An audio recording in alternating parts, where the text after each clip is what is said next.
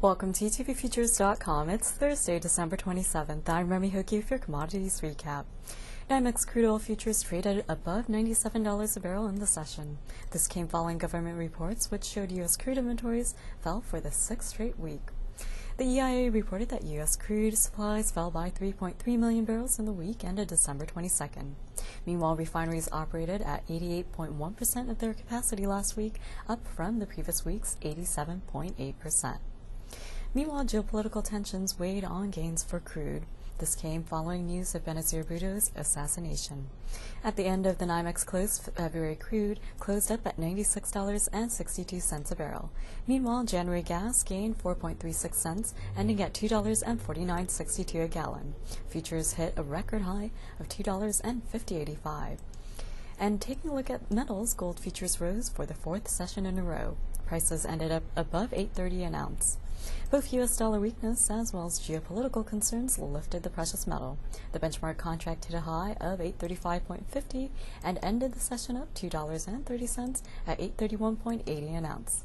This afternoon, I'm joined by Tom Puckett, commodity broker at KIS Futures. He'll recap today's action in energy and metals and also give us his short-term outlook. Good afternoon, Remy. Thank you very much. It's been a short week, of course, with the Christmas holiday. A lot of the traders in the various floor areas are actually not there. The crowd seems to be a little thinner than normal. Frequently you'll see quiet trade and occasionally a little volatility just based on the fact that volume tends to be down in the holiday break between Christmas and New Year's. Of course, this last period of time in the various markets, energies as well as the metals, we've had some interesting world events and as well as local events that have had a pretty strong influence on the markets.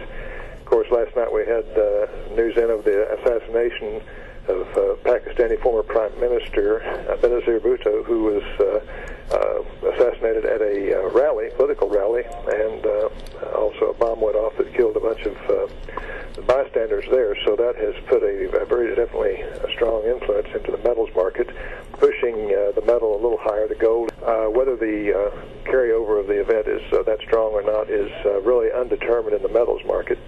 But as we look at the gold, looking at the December delivery, still front month, we're trading in and closing out today at about 828.60, and that tends to be pretty strong, although it's not the high of 848 which we saw here a month or so ago.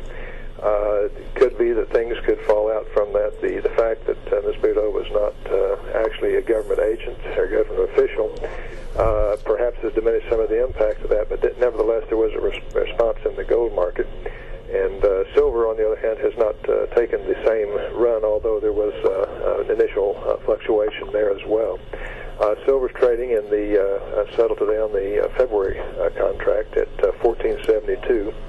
And it's down about 5 cents from where it was on the close yesterday. So the metals may recover, although they are stronger on the gold side, which is the strong brother of the two primary monetary metals. Prospects for the future, I think profit taking could take place.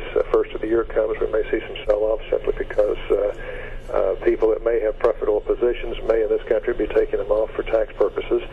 At the same time, there may be some carryover for similar reasons, although different tax perspective. These things do come into play at the end of the year. I would not be surprised to see the gold and the silver go a little deeper in the pricing to take some profit out of the market. The main interest has been, for me, the energy market. We have crude oil trading strong again, up 80 cents. Currently, we're looking at $96 to $97 pricing. High today on the February delivery on the electronic market was $97.79, so that's up pretty good, about $10 or so from where we were here just a couple weeks ago. We had an interesting report from the IEA yesterday. The crude oil and heating oil inventories were lower, and they'd expect them to be lower, but not as much as they were. Natural gas also was down. The assassination of Mrs. Bhutto in Pakistan has certainly brought some uncertainty into the crude oil markets because that part of the world is so closely related to the energy markets. And this is probably the motivation that affected the gold in particular.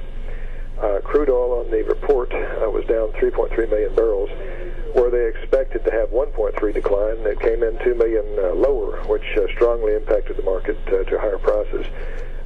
Interestingly, the refinery capacity is 88.1%, which is up 0.3%, but still it's under 90. And for the longest time earlier in the year, we were at the 90, 93, 95% range. Gasoline actually was up 700,000 barrels, but they were expecting a 1.4 million barrel increase. So again, an increase, but not as large. The estimates kind of created the market in advance, and then the realities came in and washed them away a bit. Distillates, that's the home heating oil as well as diesel, they were down 2.8 million barrels, and that's strongly over the 800,000 barrel decline, a little over about 3.5 to 1 comparison. Crude imports were up, gasoline imports were up, and as well the demand for gasoline rose. So what we have here basically is kind of an energy crunch based upon demand as well as inventories. The rest of the week, of course, Friday tomorrow will be end of the week for the short week we're in, anticipating a short week next week with a short trading day on Monday, the day New Year's Eve before New Year's. Will the wheat markets come back to more normal trading volumes and things at the middle of next week?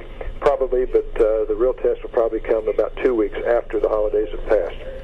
So right now, the international incidents that have taken place, as well as inventories and the crude oil, have served for higher prices. Look for that to continue for a while, but somewhere along the line, someone's going to promptly trip the switch to profit taking. So that's what we might be looking for. Remy, thank you very much. Talk to you later. That was Tom Puckett, commodity broker at KIS Futures, with his commodities commentary. I'm Remy Hokie. Join us later, 4 p.m. exchange, right here on etvFutures.com.